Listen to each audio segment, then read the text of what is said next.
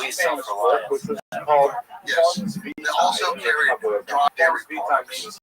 The source of life. Dry curd, and they can keep it for a couple of years. Ironic You dry it, and then when you need it, you put it in a flask of water. Philosophical Right all day, it joggles up and down. It turns into kind of thick protein. It said that the Mongols could easily go 3 to 5 days without ever building a fire. They had enough food there.